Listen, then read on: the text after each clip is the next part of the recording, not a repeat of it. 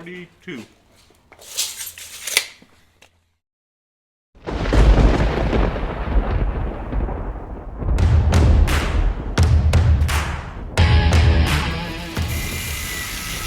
In this video, you're going to watch us change out some stiff, old front leaf springs on the tow truck and replace them with 4-inch lift springs and create ourselves some future issues.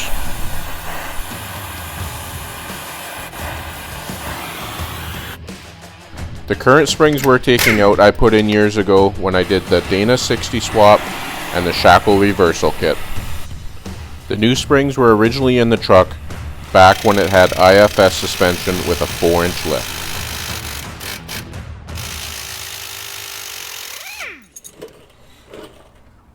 Now we're going to get the drive shaft undone here. I think I'm going to have some clearance issues between here and the transmission crossmember, but we'll find out.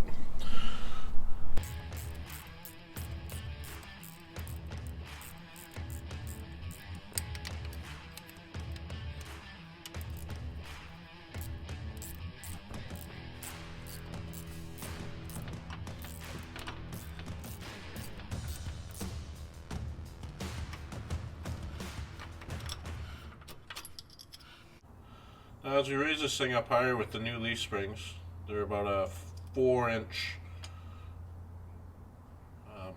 rise in the springs. I'm getting a little worried about this pinion angle, but we'll see as we go.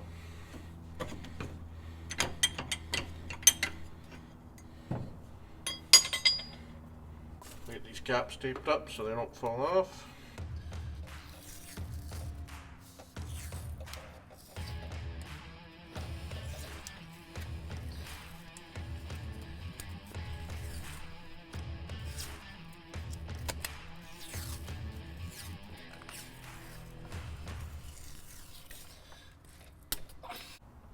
Just eyeballing things here. That drive shaft right there is against the transmission crossmember. If we're going up about 4 inches in height, we might have an issue there. Now this being an F250, the crossmember drop here was never great. I do have one out of an F350, which does have a bigger drop right about here. So we'll have to pull that out and see how that fits after. Now you see me heating up these U-bolts. Don't worry. I just need to save them to test fit the new springs. We will be getting new ones.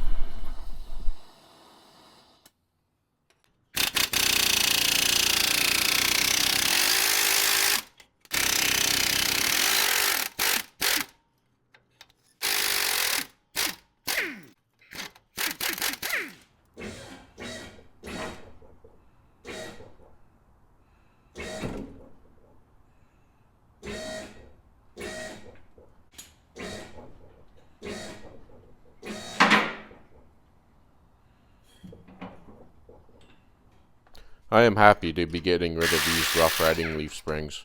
Many a times I'd be going down the road, hitting my head, spilling my coffee, getting complaints from my passengers.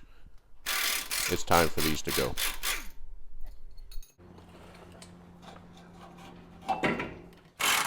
Now back in the day, when I did the shackle reversal kit, I planned on using the leaf springs that we're swapping in today.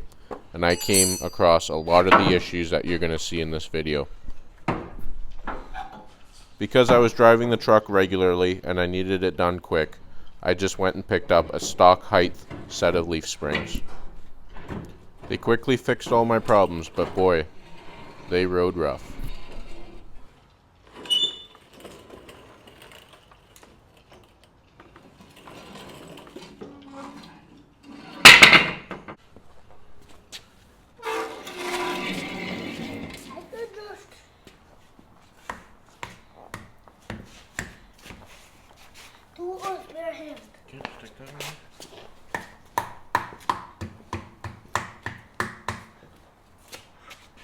That is easy.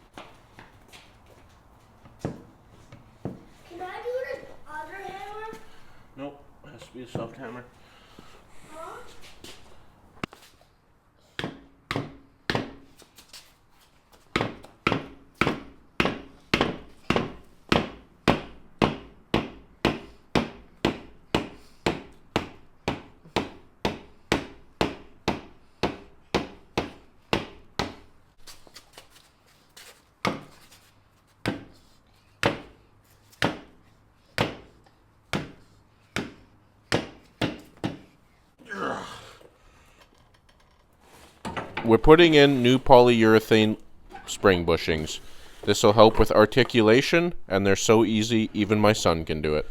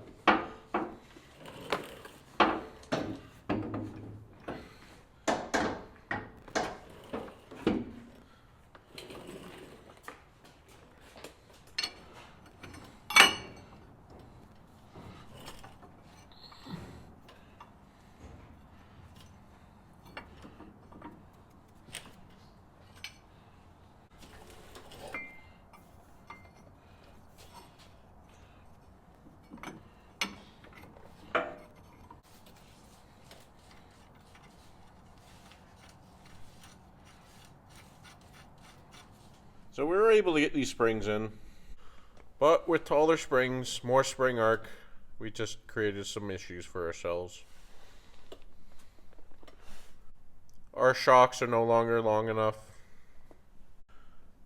And I'm not too excited about the angle of this tie rod at the pitman arm, but I suppose we can deal with that as well. Our track bar no longer fits in the bracket. And our drive shaft is now too short. Perfect. Mind you, the suspension is at full droop, although too short. Although, just pushing on the truck, bouncing the truck around, we do have a much softer suspension, so that's good.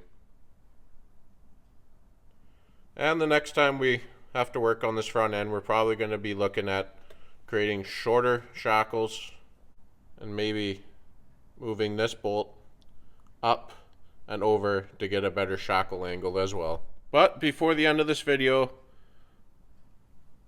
we're going to look at changing this track bar mount, because I think I have one somewhere for a 4-inch drop, and we'll see how that lines up. Perfect. This is why you hoard things. Now, I bought myself this drop track bar bracket years ago. And today's the day I thank myself for hoarding. And I even saved the hardware. Nice. Did I not bring it with me?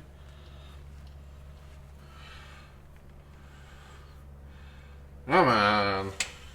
I know I have a 19. Why didn't I bring it? Oh, there it is.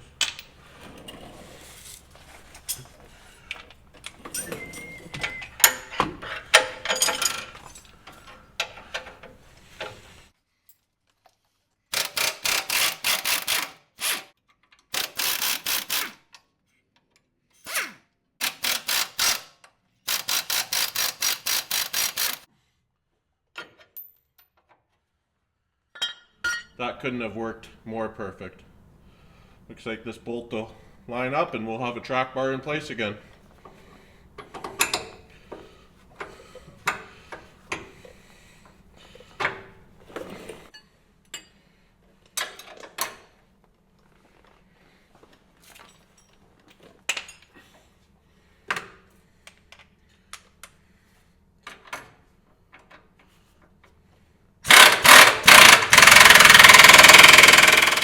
Well, that's it on this one. We got the springs in. We didn't get as much done as we wanted to, and we did create some issues for ourselves with the steering geometry, spring shackles, drive shaft length, drive shaft angle, transmission cross member, brake lines, brake line lengths, broke a brake line, but I think we have a plan, possibly. Please watch the next videos coming up for anything on that. Guys, please help us out. Like, subscribe, comment below, recommend these videos, and we'll see you on the next one. Thanks.